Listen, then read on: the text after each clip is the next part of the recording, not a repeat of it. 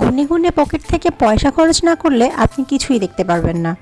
তো আজকে আপনাদের দেখাবো ফ্রোস্ট ম্যাজিক্যাল আইস অফ সিয়াম, যেটা পাতায়া থাইল্যান্ডে অবস্থিত। আমরাও টিকিট কেটে তবেই ভেতরে প্রবেশ করলাম। ভেতরে প্রবেশ করে শুরুতে একটু হকচকিয়ে গিয়েছিলাম যে আমরা এত টাকা খরচ করে এই সাদা সাদা ভাস্কর্যগুলো দেখতে এসেছি। তো ভাস্কর্যগুলোর সাথে সাথে কিন্তু আকাশটা অনেক সুন্দর ছিল, একদম স্বচ্ছ নীল, আর তার মাঝে সাদা সাদা মেঘের ভেলা। ঠিক আকাশের যেমন মেঘটা সাদা ছিল, ঠিক তেমনি নিচে ছিল ভাস্কর্যগুলো, নানা রকম স্ট্যাচু, এক একটা এক এক ডিজাইনের। তো ভাবলাম আমরা কি তবে এগুলোই দেখতে এসেছি? যদিও শুনেছিলাম আইস রিলেটেড কিছু হবে, তো ওরা কি এইভাবেই বরফের দেশ বানিয়ে রেখেছে?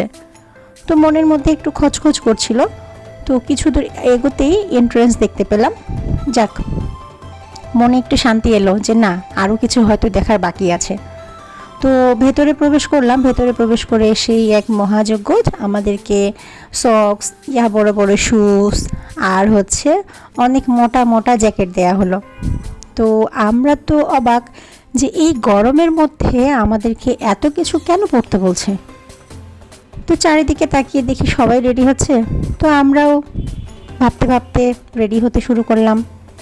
সক্স, জুতা, তারপরে বড় জ্যাকেট, মোটা জ্যাকেট পরে আমরা রেডি হয়ে গেলাম।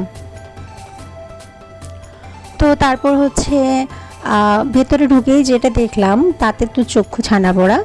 ভেতরে লাল নীল মানে কালারফুল লাইটস, আর এর মাঝে যা কিছু সব বরফ। বিশ্বাস হচ্ছিল না এগুলো বরফের তৈরি, তাই একটু হাতে ছুঁয়ে দেখলাম।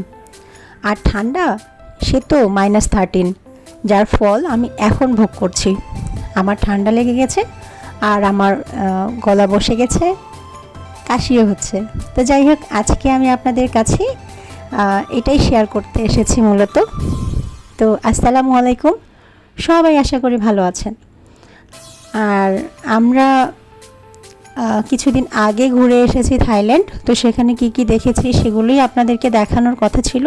আমি বলেছিলাম যা দেখেছি তাই দেখাবো। তো তার একটা অংশ হিসাবে আজকে আমি আপনাদেরকে এটাই দেখাচ্ছি। মানুষ এত বুদ্ধি কোথা থেকে পায়? কি সুন্দর করে যে বরফ দিয়ে সব কিছু বানিয়েছে, আমি তো দেখেই অবাক। বাচ্চারা তারা তো আরও অস্থির হয়ে গেছে দেখে। এর মাঝে আবার বরফ দিয়ে তৈরি স্লাইড, তাদেরকে আর কে পায়? তারা বুঝতে পারছিল না কোন দিকটায় আগে যাবে। তো ছোটাছুটি, এর মাঝে স্লাইডে খেলা, সব কিছু মিলে এক দারুণ একটা সুন্দর মুহূর্ত আমরা সবাই পার করেছিলাম সেখানে।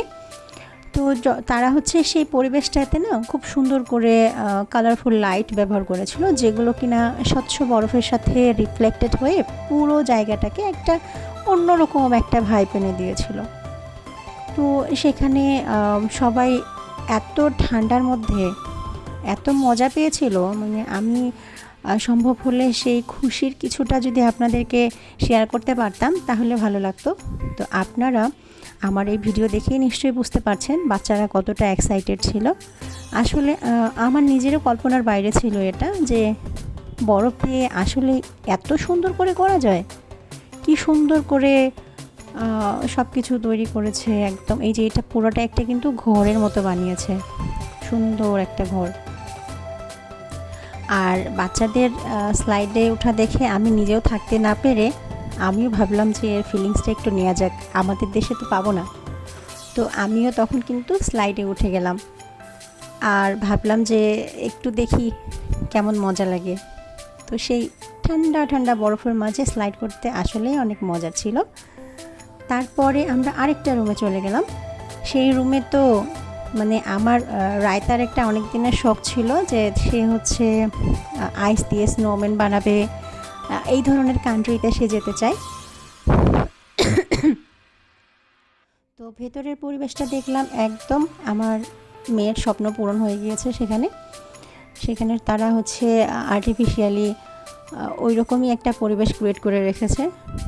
স্নো পড়ছে চারিদিকে, আর সব দিকে আইস, সেগুলো দিয়ে বাচ্চারা ছুঁড়ে ছুঁড়ে খেলছে। প্লাস সেখানেও একটা স্লাইড ছিল। তো তো বাচ্চাদের মন ভোলানোর জন্য যা কিছু প্রয়োজন হয় তারা তা আগেই চিন্তা ভাবনা করে সব বানিয়ে রেখেছে। আর হুট করে প্রচণ্ড গরমের মধ্যে থেকে আমরা এত ঠান্ডা জায়গায় একটা এসে পড়েছিলাম যে প্রথম আমাদেরকে অনেক আরাম লেগেছে, কিন্তু এখানে আসলে বেশিক্ষণ ভালো মতো প্রোটেকশন ছাড়া থাকা একটু মুশকিল। বাচ্চাদের তো আর সেই চিন্তা নেই, তারা তো আসলে লাফালাফি করছিল, শরীর এমনিতেই হট হয়ে গিয়েছিল। আর আমরা যারা দাঁড়িয়ে দাঁড়িয়ে তাদের খেলা দেখছিলাম, তো আমাদের তো একটু ঠান্ডাই লাগছিল, হাত টাত একদম মনে হচ্ছিল যে ফেটে যাবে, এরকম একটা চাপ অনুভব করছিলাম। দেখেছেন কি সুন্দর করে ওই এস্কিমোদের মতো হচ্ছে ইগলু হাউস বানিয়ে রেখেছে, যেটার ভেতরে বাচ্চারা বসে খেলছিল। আর তারা হচ্ছে অনেক মজা পাচ্ছিল। আসলে আমাদের বাচ্চাদের সাথে সাথে ওখানে আরও অনেক বাচ্চা ছিল, তো সবাই মিলে বেশ খুব সুন্দর একটা সময় কাটছিল আর কি।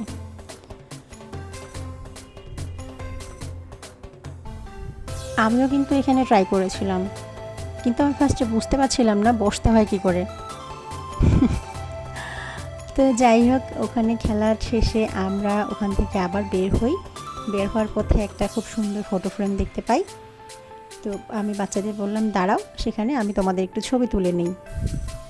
তো এখানে আমি তাদের একটু ফটো সেশন করার পরে আমরা আবার বেরিয়ে যাচ্ছিলাম, কারণ আসলে অনেকক্ষণ থাকা যাচ্ছিল না প্রচণ্ড ঠান্ডায়। তখন মনে হচ্ছিল মাথায় টুপি, হাতে গ্লোভস, এগুলো মুখে মাস্ক নিয়ে আসলে ভালো হতো।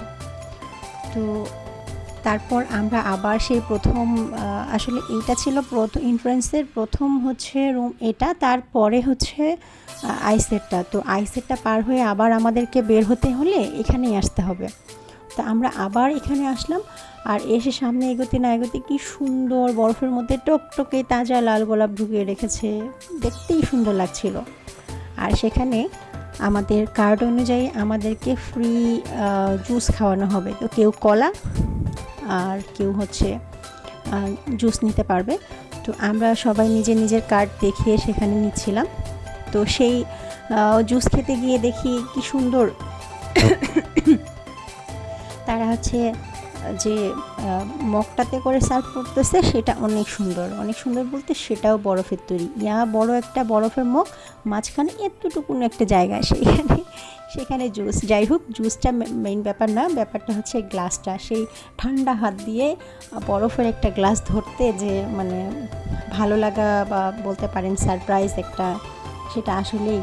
তো এই সুন্দর করে আমরা জুস খেলাম। খাওয়ার পরে আবার আমাদের জন্য আরেকটু অবাক হওয়ার পালা ছিল, কারণ এই গ্লাসগুলো তারা আবার রিসাইকেল করে। তো যার কারণে এটাতে আপনি খাওয়ার পর আপনাকে আবার এটা নিয়েও মজা করার একটা অপশন দিয়ে দিয়েছে তারা। খাওয়া শেষ করে মানে জুস খাওয়া শেষ করে সেই গ্লাসটাকে তারা ছোড়ার জন্য একটা জায়গা দিয়েছে, যেখানে সবাই এসে সেই গ্লাস ছুটছে আর বরফটাকে ভাঙছে। এই যে হলো সেই জায়গা। তো সেখানে আমরাও আমাদেরটা ফেললাম, তারপর আবার আমরা একটু ফটো সেশন করি। আমি আর থাকতে পারছিলাম না, প্রচণ্ড ঠান্ডা লাগছিল। তো তারপর আবার সেখান থেকে বেরিয়ে আসি। তো এটা একটা মানে অন্যরকম একটা ফিলিংস ছিল, যেটা আমি হয়তো ভিডিও দেখিয়ে যতটুকু বলতে পারছি তার থেকে অনেক বেশি আমি আসলে প্রকাশ করতে পারছি না। সম্ভব যদি এমন হতো যে আমাদের দেশেও এরকম একটা জায়গা করতো, তাহলে আমাদের দেশের যত যার সবার পক্ষে তো আর আসলে থাইল্যান্ডে গিয়ে এটার অনুভূতিটা নেওয়া সম্ভব না। তো আমাদের দেশে যারা আছে শিল্পমনা বা বাণিজ্যিক ভিত্তিতে যারা তৈরি করতে চান, তারাও কিন্তু এরকম খুব সুন্দর জিনিস তৈরি করতে পারেন চাইলে। টাকা তো আসলে ওইখানেও খরচ হয়, এখানেও খরচ হবে। তো আমাদের দেশে কি হয় জানি না, এত সুন্দর আইডিয়া সব দেখি বিদেশিদের মাথা থেকেই আসে। তো এই যে তারপর আবার আমরা যে রাস্তা থেকে ঘুরে আসবো, সেইখানেও এত সুন্দর স্ট্যাচুগুলো ছিল। তো তারপরে আমাদের সেখান থেকে বেরিয়ে আসার পালা। তো বেরিয়ে আসতেও আমরা একটু ফটো সেশন করি, কারণ আমাকে খুব ভালো লাগছিল সেই জায়গাটাতে। তো আজকের জন্য এই পর্যন্তই। ভালো থাকবেন সবাই, আল্লাহ হাফেজ।